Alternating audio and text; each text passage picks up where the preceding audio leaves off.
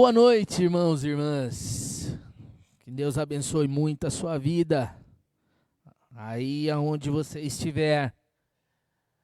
Que esse seja um tempo de refletirmos um pouco em torno da palavra, que o Espírito Santo de Deus nos instrua, nos dê graça,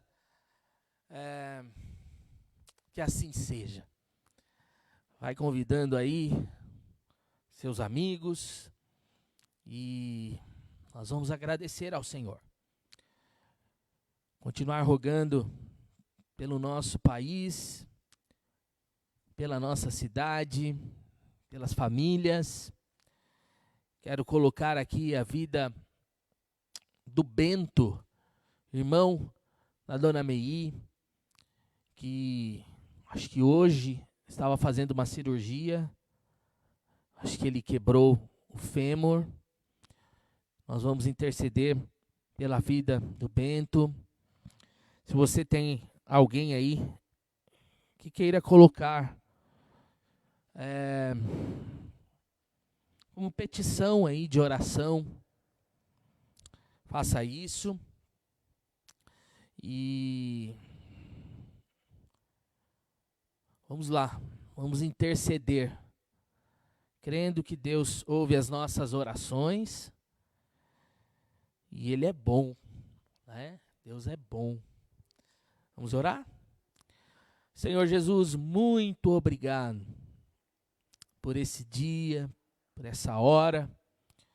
Continue, Pai, a nos fortalecer. Tua graça, Pai, é melhor do que a vida. A convicção de que estamos guardados em Ti nos apazigua. Muito obrigado por estarmos vivendo um tempo onde o nosso coração chora, se angustia, mas a segurança em Ti. Nos dias maus, Tua presença nos acalenta. Muito obrigado, Pai, porque é visível, é notório Teu agir sobre a nossa casa. Por isso te agradecemos. Rogamos, Pai, em favor de famílias enlutadas. Rogamos, Pai, em favor do seu Bento, aonde ele estiver agora, que a Tua boa mão seja sobre ele. Abençoe cada lar, cada família. Que em nome de Jesus possamos nos entrelaçar nos Teus afetos de misericórdia e possamos mesmo desfrutar da Tua palavra, em ouvir o Senhor falar conosco. Nos dê ânimo novo, em nome de Jesus. Abençoa, Pai. Abençoa aquele que está aflito, preocupado, ansioso. Aquele que não está conseguindo enxergar expectativa alguma. Que em nome de Jesus, essa seja uma noite de fortalecermos ainda mais em Ti. Abençoa, Pai. Abençoa o mundo. Rogamos a Ti, Pai, para que homens, mulheres, tenham mesmo discernimento do Senhor para encontrar uma vacina para este vírus que tem nos atormentado. Coloca a Tua mão poderosa. Esteja sobre todos os biólogos, cientistas, médicos, profissionais, Pai, em tantas faculdades, trabalhando. Que em nome de Jesus, o Senhor dê sabedoria a cada um deles. E assim seja, Pai. Em nome de Jesus. Amém? E amém. Deus abençoe muito a vida de vocês. Cada um aí. No meu negócio aqui tem 18. Então, que vocês aí sejam muito agraciados.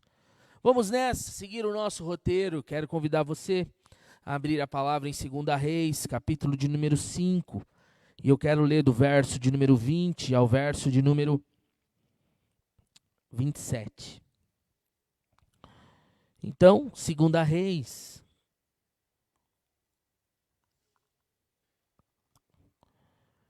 capítulo 5, do verso 19. Vamos ler a partir do 19 até o verso 27. Diz assim, ó. Disse Eliseu, vá em paz. Disse isso para Naamã. Vá em paz. Quando Naamã já estava a certa distância, Geazi, servo de Eliseu, homem de Deus, pensou: meu senhor foi bom demais para Naamã, aquele arameu, não aceitando o que ele lhe ofereceu. Juro pelo nome do Senhor que correrei atrás dele para ver se ganho alguma coisa. Então Geazi correu para alcançar Naamã, que vendo se aproximar, desceu da carruagem para encontrá-lo e perguntou: está tudo bem?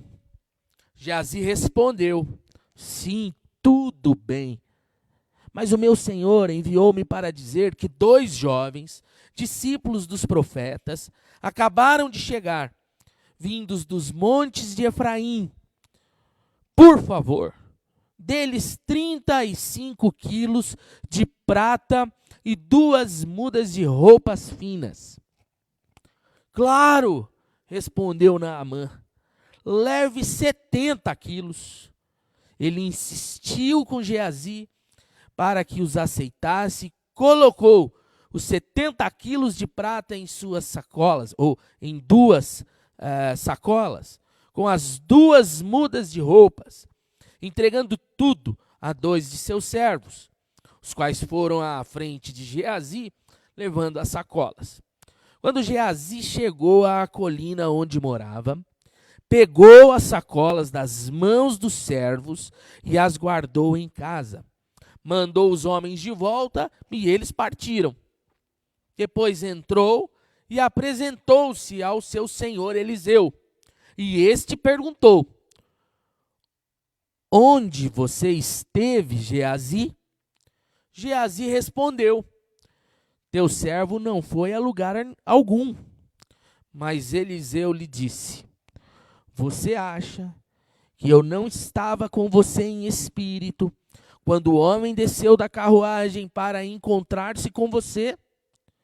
Este não era o momento de aceitar prata, nem roupas, nem de cobiçar olivais, vinhas, ovelhas, bois, servos e servas. Por isso, a lepra de Naamã atingirá você e os seus descendentes para sempre. Então Geazi saiu da presença de Eliseu, já leproso, parecendo neve. Então, este será o trecho da nossa conversa essa noite. Vamos orar mais uma vez? Pai, fala conosco, ilumina-nos, dá-nos mesmo o teu espírito a falar com cada um de nós. Aplica mesmo a tua palavra na maneira de proceder, na maneira de falar, na maneira de ouvirmos. Que em nome de Jesus a tua palavra nos conduza mesmo em tudo que formos fazer. Que assim seja, Pai, em o nome de Jesus. Amém e amém. Bom, eu acho que eu vou ter que desligar aqui meu negócio, então, se alguém mandar pergunta aí, o GC vai ler para mim, que acabou aqui a bateria. Então, Já era. Então vamos nessa. Vamos lá. Quero então conversar com vocês aqui de maneira introdutória sobre um velho conhecido meu e seu. Vocês conhecem, eu tenho certeza. É o famoso problema. Nossos problemas. Eita coisa que nos tira a paz. Problemas de todas as ordens. Aqueles que criamos, aqueles que criaram e nos afetou de alguma maneira. Problemas que desde o pesadelo que tivemos, a ordem econômica que aflige, os relacionamentos que apertam, aos sentimentos, emoções, problemas nos cercam, problemas nos afligem, problemas não são criações da nossa cabeça, e até quando são, já é um problema. E certa feita eu li um livro que era sobre provérbios, sobre a sabedoria para vivermos e sermos felizes. E nesse livro, o autor, através de textos curtos, ele traçou um caminho que, desde quando eu li, se apresentou como um roteiro para mim. Porque se problemas nos cercam diariamente, nós precisamos de caminhos para pensá-los e, obviamente, reorganizá-los para avançarmos. E aí, eu cheguei a esse roteiro para mim, em relação aos problemas. Primeira coisa, eu tenho que tomar noção de que muitos dos meus problemas foi eu mesmo quem criei. Eu tenho que partir desse princípio. Eu sei que muitos problemas me afetam, que não tem nada a ver comigo. Mas a maioria dos meus problemas foi eu mesmo quem criei. Então eu tenho que concluir isso para propor caminho. Se eu não chegar nessa conclusão, quanto mais eu demorar em chegar a essa conclusão, mais eu vou colocando culpa nos outros, mais eu vou achando bodes expiatórios e assim por diante. Então, chegar à conclusão de que muitos dos meus problemas foi eu mesmo que criei, é um caminho de sabedoria.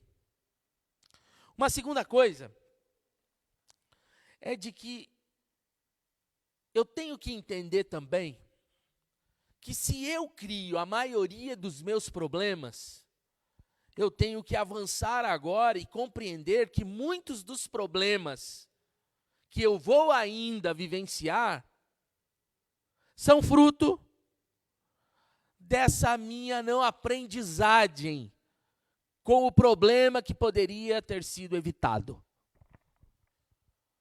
Então, esse é o segundo passo já. Quando eu compreendo que muitos dos meus problemas fui eu que criei, muitos dos meus problemas poderiam ter sido evitados. Ao que se estabelece um caminho agora. Então, eu quero aprender. Terceiro nível dessa caminhada é de que se eu criei, se eu poderia ter evitado, eu também sei que muitos dos problemas que eu mesmo criei já poderiam estar resolvidos. resolvidos. Basta descer um degrau. Basta eu pedir perdão. Basta eu olhar nos olhos de alguém que eu falei uma palavra que entristeceu. Basta que eu tome uma postura e coloque de maneira organizada muitos problemas que eu mesmo criei. E aí um quarto nível é termos sabedoria para compreendermos que muitos dos problemas que vivenciamos não tem como resolver. Não tem como. Se não tem como resolver, eles vão perdurar aí por alguns dias, meses, anos, só a vida inteira. Então guarde aí, muitos dos nossos problemas fomos nós que criamos. Muitos dos nossos problemas poderíamos ter evitado. Muitos dos nossos problemas já poderiam estar resolvidos. E muitos dos nossos problemas não têm solução, independe de nós. Eu acredito que esse é um roteiro bom para a gente pensar os nossos problemas. Aprender com os nossos problemas. E eu estou falando isso porque o texto que nós lemos hoje é de um homem chamado Geazi, que propôs problema para a vida, de que poderia ter evitado, de que teve chance de resolver no meio do caminho, e de que, infelizmente, teve que caminhar a vida com esse problema que se tornou insolúvel para ele. Então, note você, é da sabedoria você aprender com os seus erros. Mas a Bíblia nos apresenta muitas histórias de pessoas que passaram por momentos difíceis, problemas, crises, de que esses problemas agora nos servem pedagogicamente, ao ponto de que, com muitos autores da Bíblia, se não com todos, nós aprendemos muito a maneira como nós não devemos proceder. Então, há uma questão aqui de educação, de pedagogia, para mim e para você. Se as lições estão passadas aqui na história bíblica, para que eu e você hoje tivéssemos roteiro para caminhar, não viva os mesmos erros que pessoas viveram e nos contaram,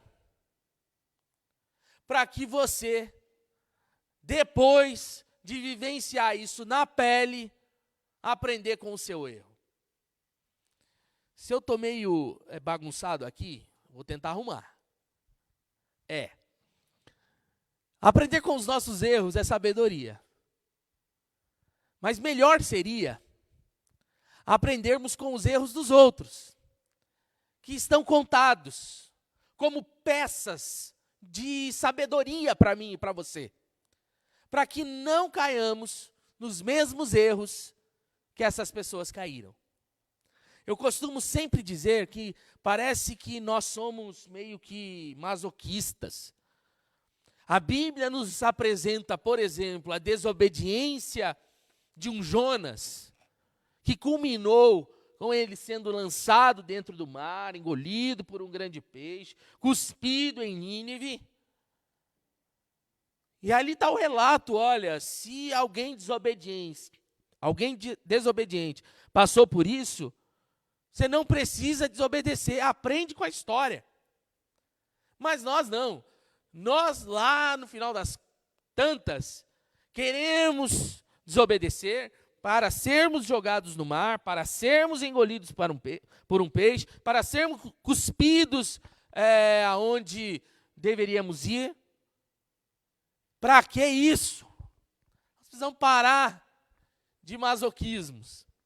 Nós precisamos aprender, então, com os nossos, mas melhor seria se aprendêssemos com os erros dos outros.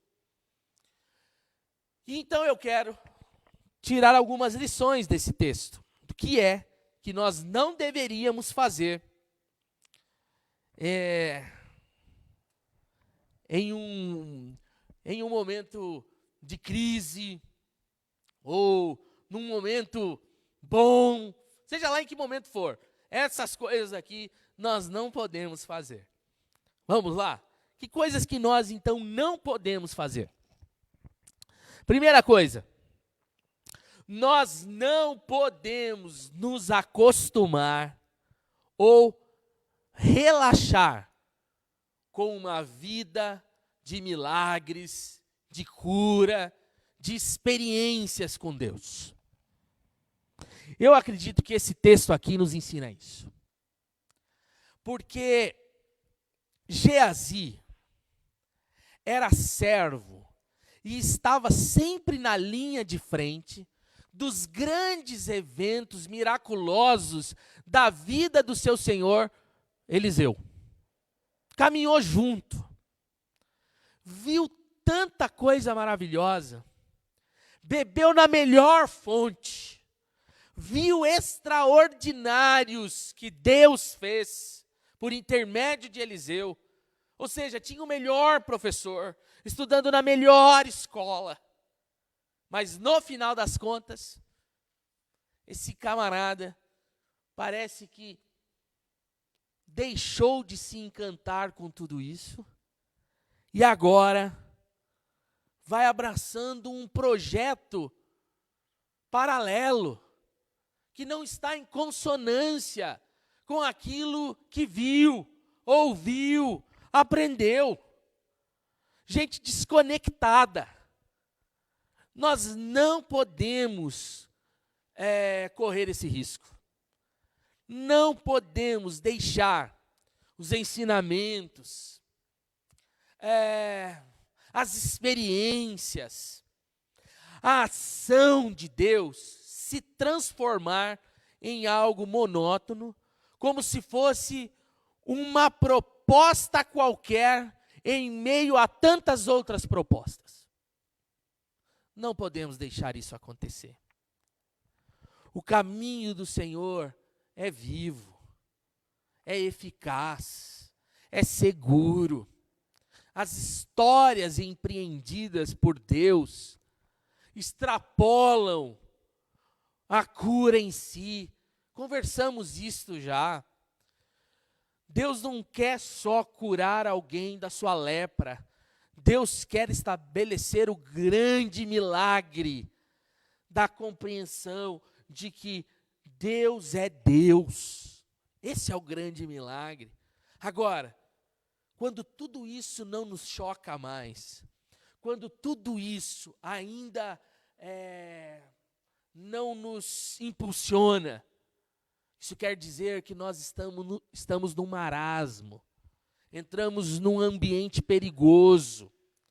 Não nos satisfaz mais vermos pessoas sendo curadas, pessoas tendo experiências, Deus sarando e curando emoções, Deus estabelecendo sua presença no meio de nós.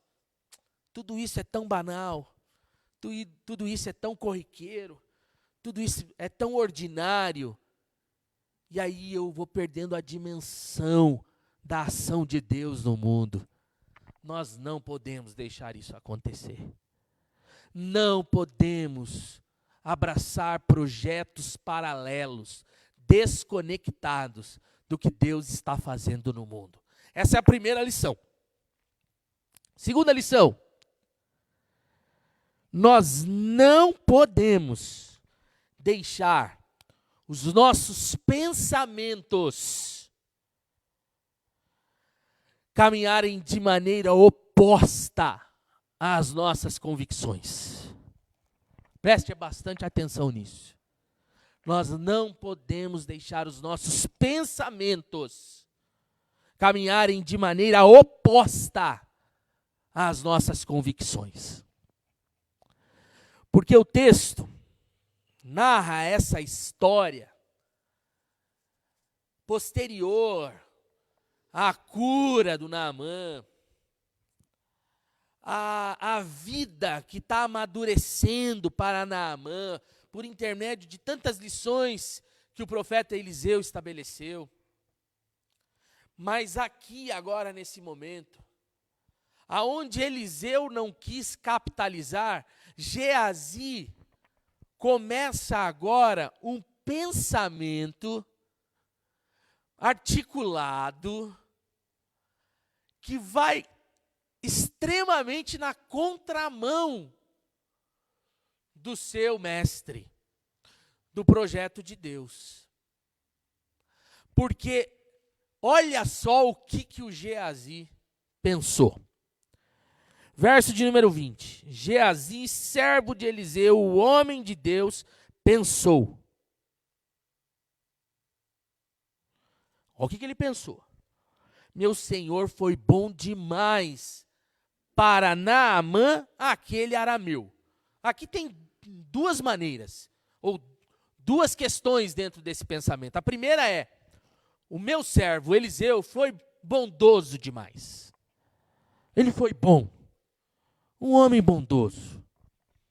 Mas atrelado à bondade do Eliseu, ele coloca Naamã como um arameu que é inimigo de Israel.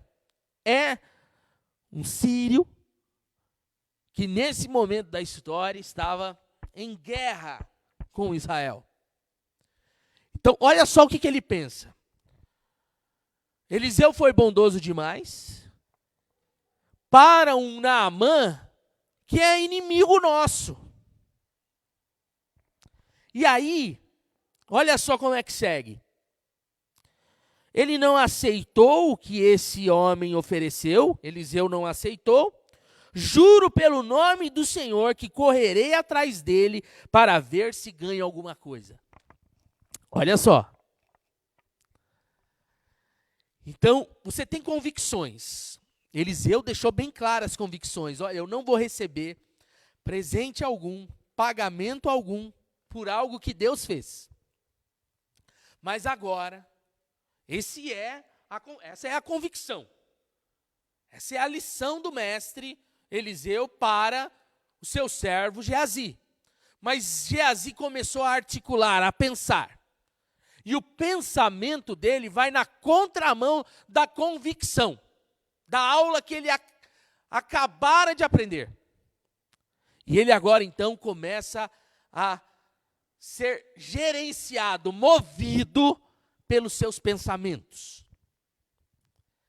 Ele vai agora então fazer matemáticas, vai concluindo exatamente o que ele quer,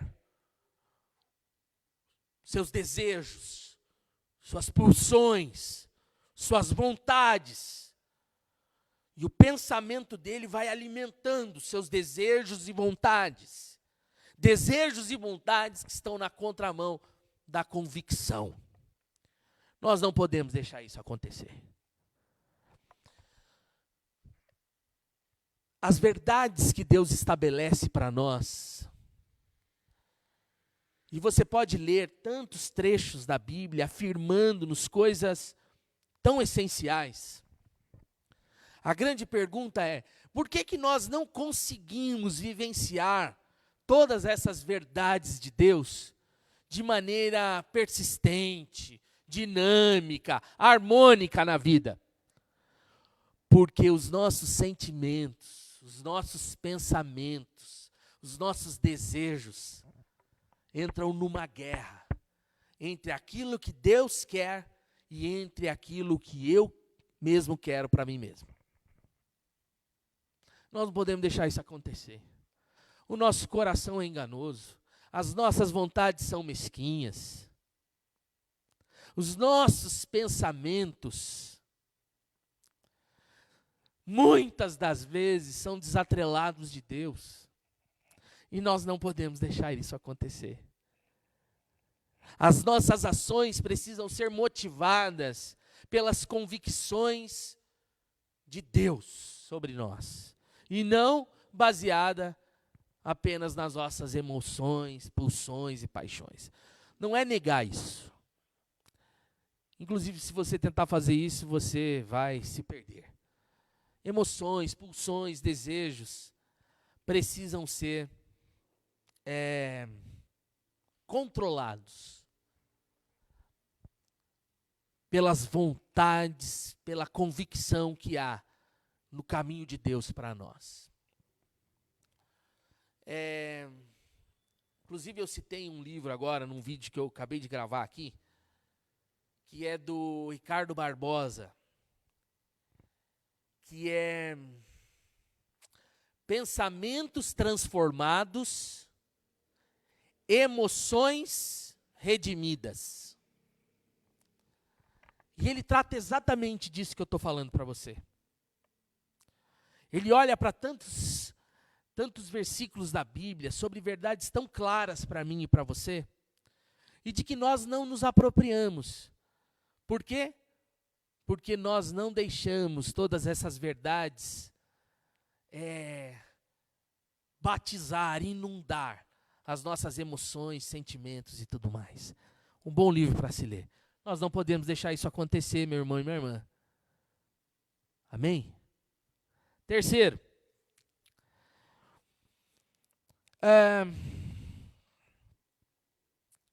não deixe os avisos da consciência passarem desapercebidos. Então, coloca aí. Não deixe os avisos da consciência passarem desapercebidos. Por quê? Depois de passar por cima das convicções, ele vai ao encontro de Naamã. E quando vai indo ao encontro de Naamã, o próprio Naamã o enxerga, desce e faz uma pergunta para Geazi. E a pergunta está aí, no verso de número 21.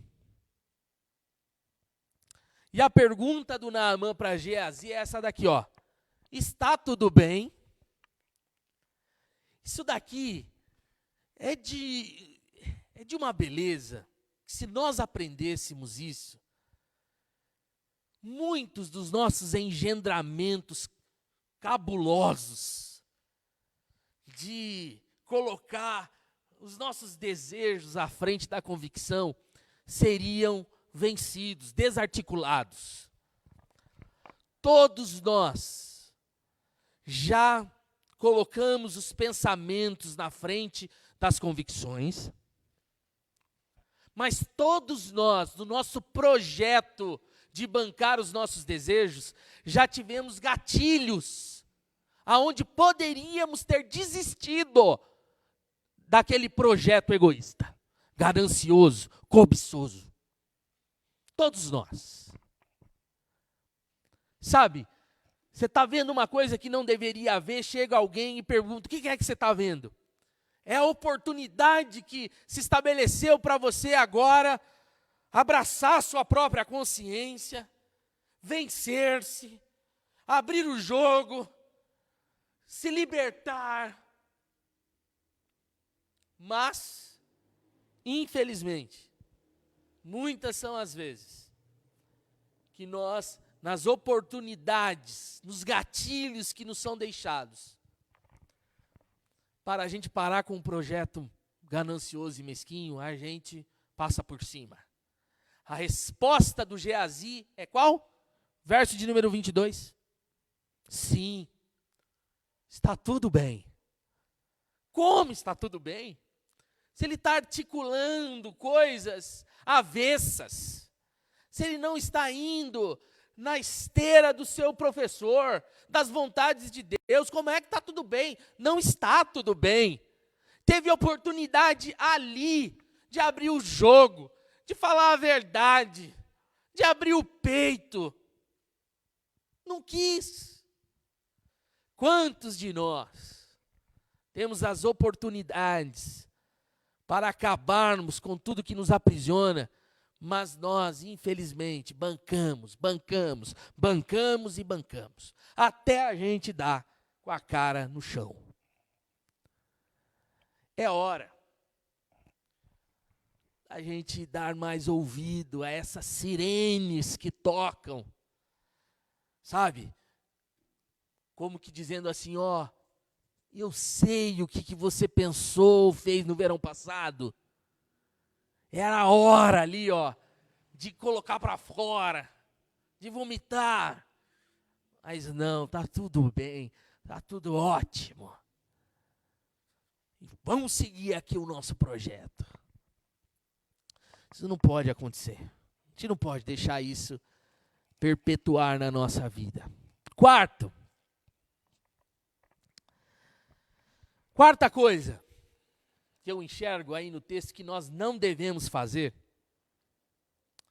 é: não coisifique pessoas e não atribua vida a objetos. Vou repetir. Não coisifique pessoas e não atribua vida a objetos. Porque é isso que o Geazi vai fazer. Geazi faz exatamente isso. Ele vai usando pessoas, coisificando pessoas, transformando pessoas em objeto, em meios, para que ele chegue aonde ele quer chegar. Então ele coloca para dentro da história dele o próprio Eliseu. Ele coloca 2 discípulos que acabaram de chegar, estão precisando de prata, de vestes finas. Ele leva 2 servos para carregar aquilo que ele vai trazer. Então, olha só. Eliseu vira um objeto. Esses 2 discípulos, bem possivelmente, nem existem. E ele vai objetando esses caras. Leva 2 servos apenas para cumprir o que ele estabeleceu, o que é projeto dele. E o que é que traz significado para a vida desse Geazi? A prata. Os 35 quilos de prata que ele quer. É isso mesmo, né? 35 quilos. Eu acho que é.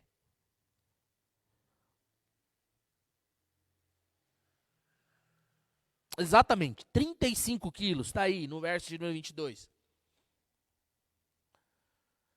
Isso para ele é o que é importante. É isso que ganha agora vida para ele.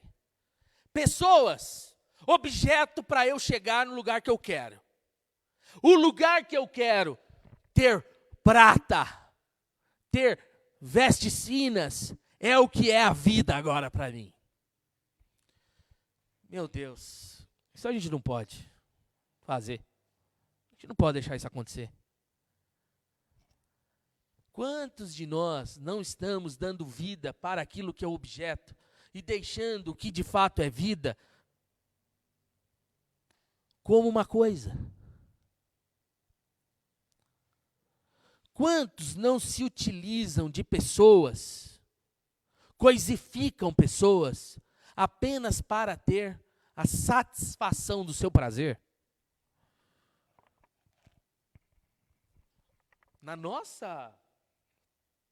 nossa cultura, o que impera de fato é o hedonismo, desenfreado, prazer a qualquer custo. E se eu quero ter prazer e necessito de pessoas para trazer esse prazer, eu coisifico essas pessoas.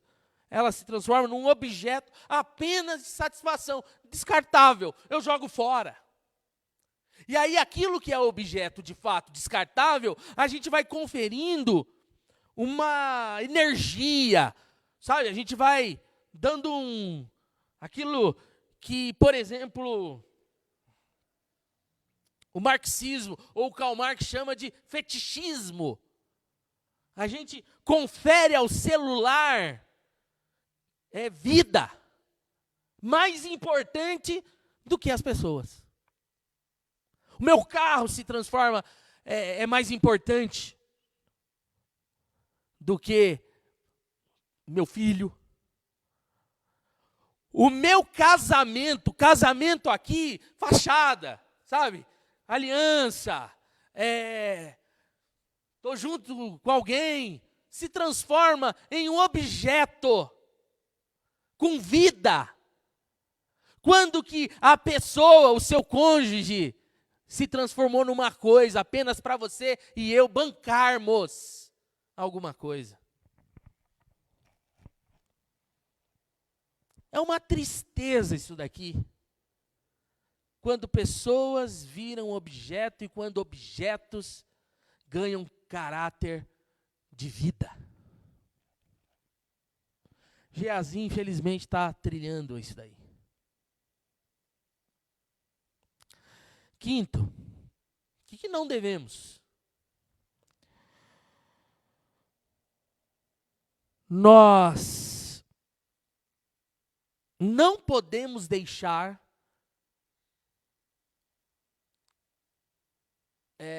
de sermos generosos. Não podemos deixar isso. Precisamos ser pessoas generosas. Mas muito cuidado. Esse é o quinto ponto. Nós não devemos deixar de ser generosos. Mas nós temos que tomar muito cuidado.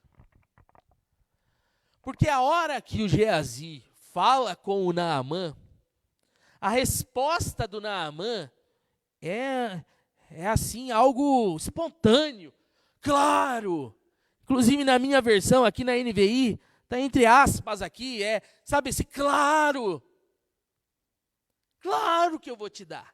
Ele já estava doidinho para dar. Ele já estava doidinho para dar antes da cura acontecer. Agora, ele quis dar de todos os jeitos para o Eliseu e Eliseu não quis. Agora chega alguém e conta uma historinha. Ele vai lá e faz o quê? É claro que eu quero te dar. E aqui eu queria que nós pensássemos uma coisa. Nós não podemos deixar de ser generosos. Em hipótese alguma, generosidade precisa ser uma marca nossa. Mas nós temos que tomar muito cuidado com isso. Porque Eliseu foi tão incisivo com o Naamã, de que não queria, não iria receber de maneira nenhuma, que o Naamã deveria ter compreendido, aprendido a lição. Se ele falou que era não, então não é. Não é para dar. E mais, eu não sei o que passou na cabeça do Naamã aqui. Ao que tudo indica é apenas alguém sendo tapeado, enganado. É um coração bom. Na frente de alguém que está agindo com uma fé. Mas o Naamã tinha que ter recordado a insistência de Eliseu para não receber. E não deveria ter dado por um fato. Mas que homem é esse? Que eu insisti. Ele não quis. Agora que eu estou indo embora, ele quer. Tem coisa errada aí. Espera aí, alto lá. Naamã poderia ter utilizado própria história que aconteceu como lição. Porque nós sabemos que a bondade aqui do Naamã, na verdade, fez muito mal para o Geazi. E eu não quero colocar essa culpa sobre o Naamã. Não é isso, por isso que eu afirmei, nós não podemos deixar de ter um coração generoso. Nós não podemos deixar. Agora, a gente tem que tomar muito cuidado, porque muitas pessoas se utilizam da bondade do outro para capitalizar desnecessariamente.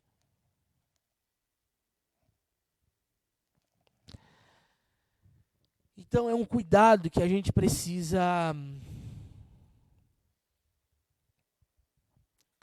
tomar cuidado. Nós precisamos tomar cuidado com isso. Agora, é claro que é muito difícil discernir essas questões, e eu não queria que esse ponto se transformasse num artifício para que nós fechássemos o nosso coração para não sermos generosos. Porque daí agora a gente é verdade, a gente não pode. E a gente utiliza muito esse argumento. Não, eu não vou dar. Não, eu não vou porque piora. Não, não é assim. Mas a gente não faz nada. Eu acho que pedir sabedoria, discernimento é importante. Mas é fato que muitas das nossas generosidades não ajudam, perpetuam ou aumentam a desgraça.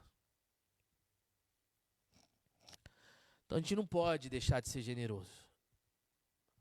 Mas vamos tomar muito cuidado, pedir a Deus sabedoria para esse ponto. Sexta lição.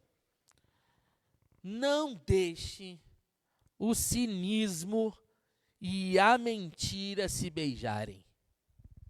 Não deixe o cinismo e a mentira se beijarem. Porque uma coisa que me chama a atenção nesse texto é de que o Geazi saiu das barbas do profeta Eliseu com o coração já corrompido para voltar com algo para si. Ele chega lá com todo aquele discurso, pede 35 quilos de prata e 2 vestes finas, e aí o Naamã responde claro, e propõe que ele leve 70 quilos. Leva 70. E aí o versículo 23 diz assim, e ele insistiu com Geazi.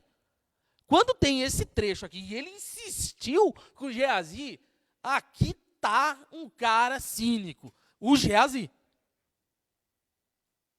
Porque imagina, ele saiu de lá, pronto para trazer algo para si. E aí o Naamã propõe 70 quilos. Eu fico imaginando a cena. Não, o que é isso? 70 quilos, onde já se viu, 70 quilos. Não, sabe aquele cara que faz aquela cara de coitado? Não é necessário, 70 quilos. Não, e aí o Naamã bondoso, não, é 70 quilos, você vai, insiste com o cara. Meu Deus, cinismo. Não, sabe, gente com discurso pronto. Gente com vitimismo, com coitadismos. Não. Doidinho, para pegar 100. Louquinho da Silva, para pegar 200. Se não bastasse o cinismo, ele também está aprisionado na mentira. Porque a hora que ele volta, ele vai na presença do profeta Eliseu. O Eliseu pergunta, Geazi, onde você estava, meu amigo? E ele responde o quê? Verso de número 25. e 5. Teu servo não foi a lugar algum.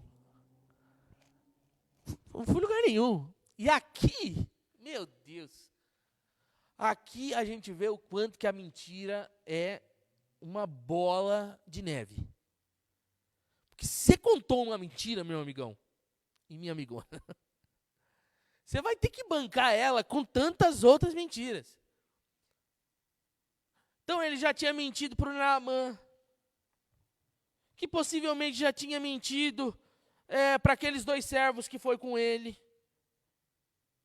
que estava mentindo para si, que estava mentindo para Deus, e que agora está mentindo para Eliseu.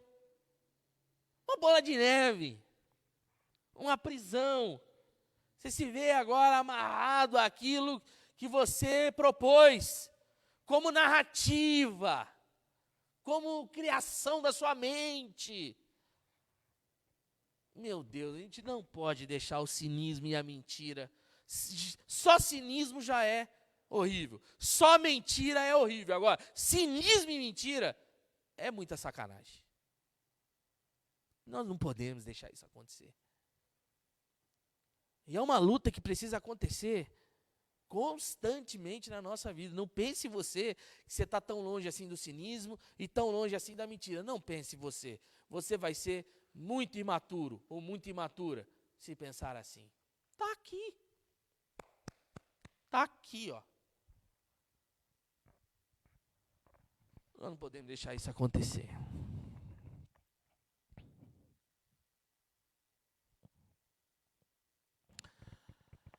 Sétimo.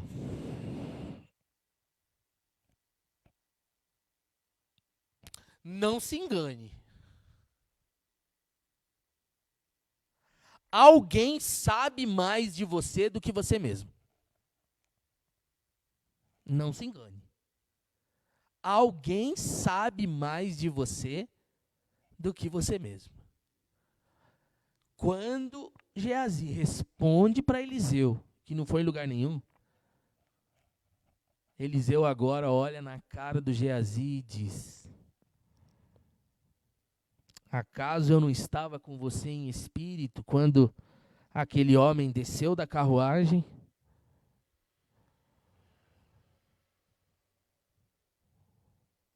Não estava com você? Acaso eu não vi isso? Que você simplesmente cobiçou, desejou. E aí que tá. Quando você vai lá para o verso de número 20, o Geazi apenas quer alguma coisa para si. Mas agora Eliseu escancara o calabouço da alma do Geazi. Desnuda o Geazi inteirinho. Você não quer uma coisa. Você quer muitas coisas. Olha o que você quer. Você quer prata. Você quer roupa. Você quer olivais. Você quer vinhas. Você quer ovelhas. Você quer boi. Você quer servos, servas. Olha tanta coisa que você quer. E é interessante porque é utilizado aqui o termo cobiça na NVI. E a gente precisa entender que cobiça, por mais que seja um dos mandamentos, não cobiçarás. Hoje nós conseguimos fazer uma distinção entre existe cobiça que é boa e existe cobiça que é má. Por exemplo, uma cobiça boa, eu quero ter um carro melhor, eu quero ter uma casa melhor, eu quero ter uma educação melhor. Então, você busca isso. Cobiça ruim é aquela que é desenfreada, que não quer chegar em lugar nenhum. Você quer possuir para bancar os seus gostos, desejos, coração perverso. E aqui, o que está no coração do Geazi não é uma cobiça apenas para viver um tempo melhor, ou de uma maneira melhor, mais organizada, mais sustentável. Não. O Geazi aqui tá colocando a vida, desejos e pulsões de Geazi tá em erupção aqui. E aí a gente não pode se esquecer que aqui no texto é Eliseu quem sabe mais a respeito do Geazi do que o próprio Geazi. Mas nós sabemos que Eliseu está aqui exercendo o seu papel profético. Porque quem de fato está olhando os bastidores da alma do Geazi é o próprio Deus. Então, não se engane. Sempre haverá alguém que conhece melhor a gente do que nós mesmos. Deus é o primeiro. Sabe quem a gente é, o que a gente pensou, o que a gente não pensou, o que a gente fez, o que a gente não fez, com que intenção que fez. Mas não é só Deus, não. Deus é o que sabe todas as coisas a nosso respeito. Agora, pai e mãe sabem muito mais de nós do que nós mesmos. Mãe bate o olho no filho, meu amigão. Não passa. Ó, não tá legal não. E é batata. Não tá legal mesmo. Depois de caminhar, por exemplo, com o seu cônjuge aí por um bom tempo, é possível que ele te conheça bastante. E como nós gostamos de esconder as nossas identidades, e quem está perto de nós sabe das máscaras que usamos cotidianamente, então ele tem mais inteireza na sabedoria de quem nós somos do que nós mesmos, porque nós sempre vamos reprimindo, sempre escondendo, sempre nos enganando, sempre nos tapeando. Nesse sentido, é bom olharmos, conversarmos. Hoje, inclusive, tem essa profissão que ajuda a gente a descobrir quem nós somos. Tem um psicólogo, o psiquiatra, o psicanalista, o terapeuta. O cara vai ajudando, no final das contas, nós nos compreendermos. Agora, Deus sabe tudo a nosso respeito. E que bobagem é essa, a gente tentar esconder de todo mundo se de Deus não esconde? Então, a gente não pode cair no erro de que sobre esta falta minha, só eu sei. Não é. Não podemos cair nessa ingenuidade. E por fim, não se engane. O Deus de amor, ele se ira. E o seu amor ferido nos disciplina. Esse é o 8º e último ponto. Não se engane. Deus é amor. Mas é um Deus também que se ira. E o seu amor ferido vai disciplinar. E aqui entra um dado triste da vida do Geazi, porque Eliseu olha para o Geazi e diz assim, ó, aquela lepra que saiu do Naamã agora vai encontrar você e todos os seus descendentes. E o texto termina, meu Deus, melancólico, dizendo, Eliseu já saiu leproso, parecendo neve. Opa, Geazi, que bom que hoje eu tenho aqui tá prestando atenção, que bom. Geazi sai leproso, uma neve já, purulento.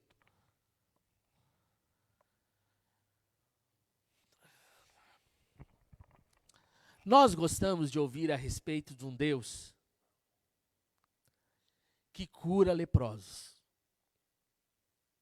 que restaura famílias, casamentos, que cura enfermos, que é um Deus de prodígios, sinais e maravilhas. Nós adoramos isso. Nos deliciamos com as histórias das intervenções de Deus. Mas quando nós escutamos, por exemplo, que o contrário aconteceu aqui, nós já vamos ficando meio ressabiados em relação a esse Deus. Não, mas no meu Deus só cabia o Deus que faz o contrário, que tira a lepra, que cura o enfermo, e não que coloca um pesar sobre o são.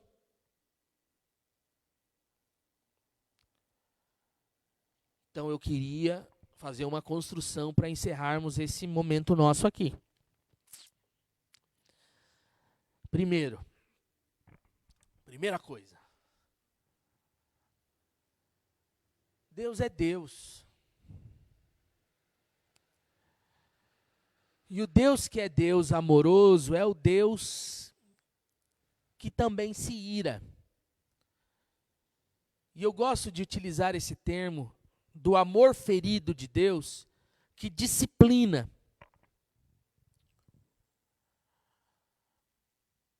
Porque recentemente eu li um livro do Luc Ferry. É um filósofo francês, ateu inclusive. E ele disse o seguinte: que todo projeto da modernidade, história, o iluminismo, os ideais das revoluções, por exemplo, igualdade, liberdade, fraternidade, tudo isto, na verdade, eles retiraram da concepção cristã, dos evangelhos, dos princípios judaicos cristãos. Eles não inventaram a roda, não inventaram nada. Eles simplesmente pegaram os conceitos e tiraram Deus da história. Mas tudo isso é uma construção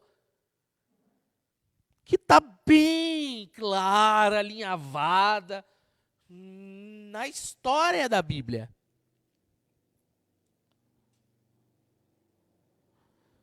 E a gente poderia discutir isso daqui, porque é um ateu que está falando isso.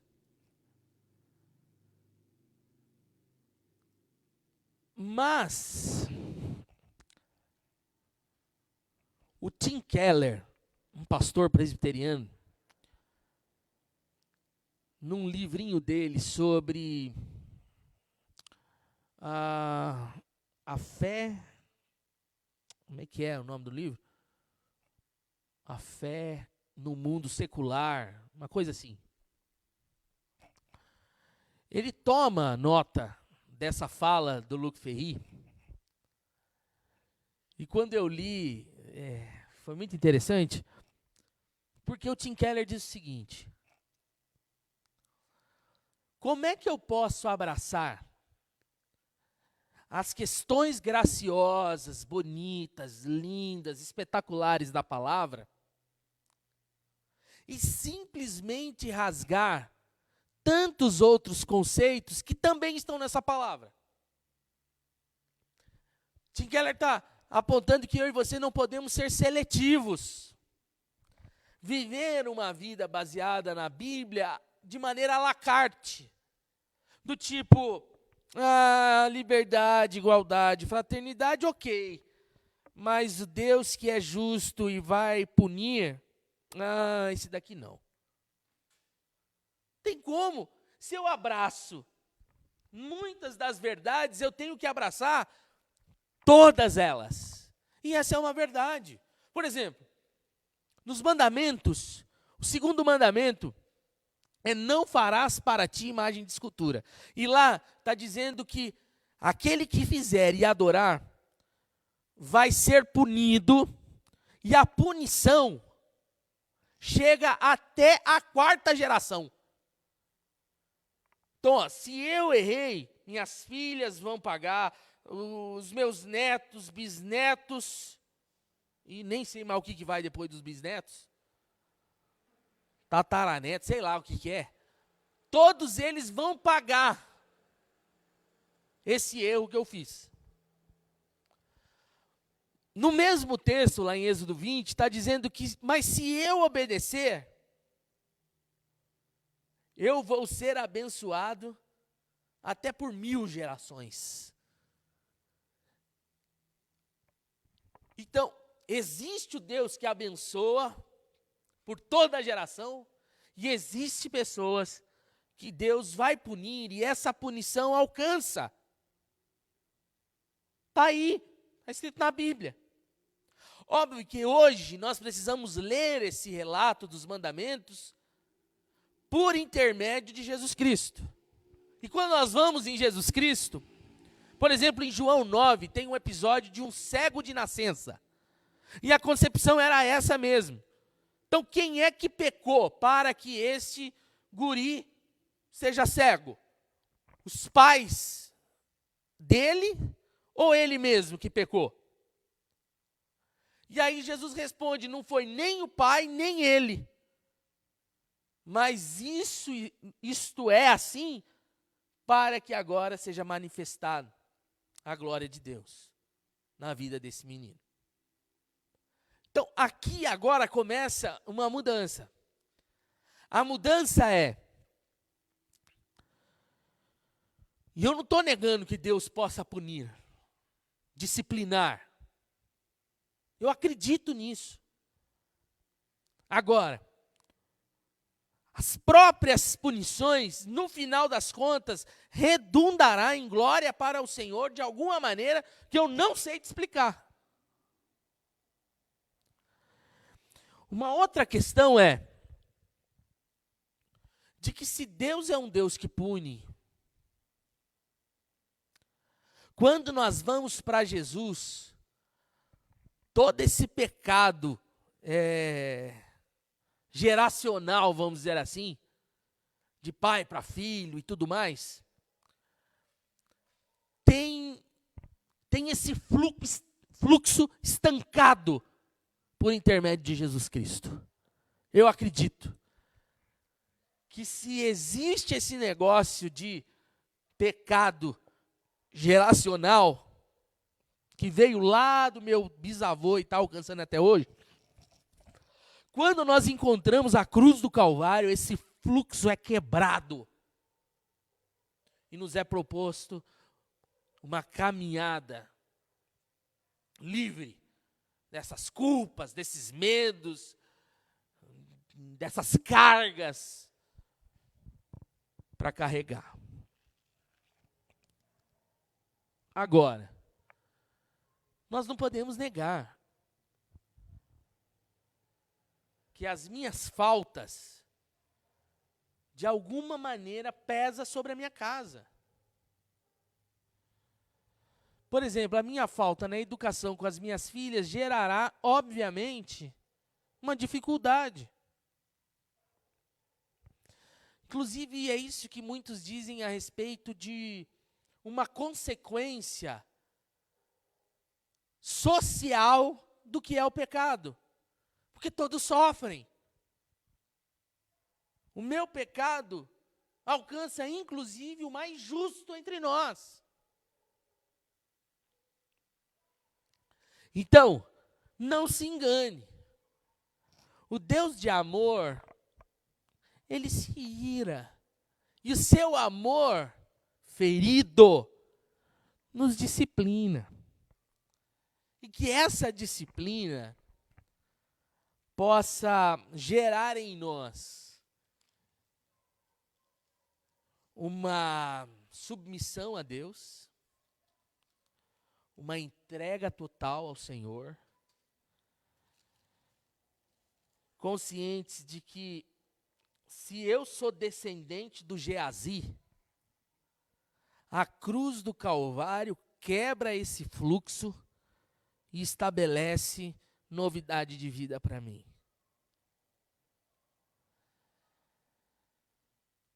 Mas eu termino dizendo que graças a Deus que Ele se ira conosco. Porque apenas o pai que ama disciplina o seu filho. Então a disciplina de Deus significa o quanto que Ele nos ama e que não vai deixar nós nos corrompermos e vai nos apresentar perfeitos até aquele dia. Por quê? Porque o Deus que começou a boa obra vai completá-la. Amém, irmão e minha irmã? Deus abençoe muito sua vida. Que assim seja. Vamos aprender com os nossos erros, falhas, problemas, mas é sábio também, é da sabedoria aprender com histórias, vidas de tantas outras pessoas que estão aí para indicar, olha, eu fui por aí, quebrei a cabeça, não faça isso. Então nós não podemos seguir os passos do nosso amigo Geazi aqui, porque não foi sábio. Mas que nós não tomemos os mesmos passos, que possamos sempre ouvir a voz de Deus e seguir. Tem nada aí? O pessoal não gosta de perguntar. Vocês gostam? Então manda aí. Ou alguma pergunta, ou alguma questão do texto que vocês viram, uma percepção. Tem algo aí? Não? Eu vou orar. E aí você, se tiver, é só mandar. Vamos orar? Senhor Jesus, obrigado, porque Tu és um Deus que tem destreza em transformar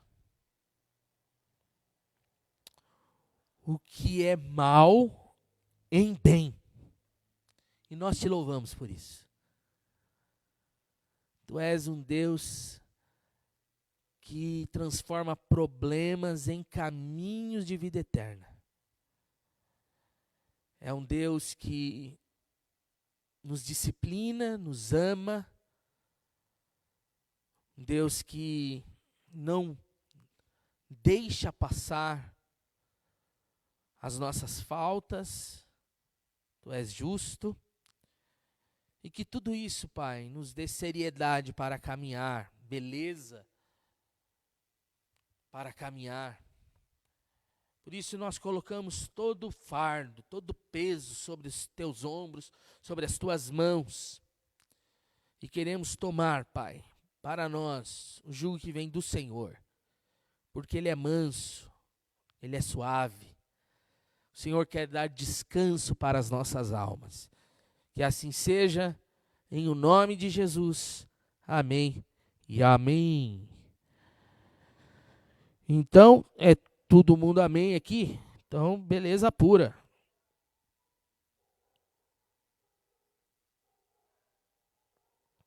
Um grande abraço a todos aí, tá? Deus abençoe muito a sua vida, em nome de Jesus.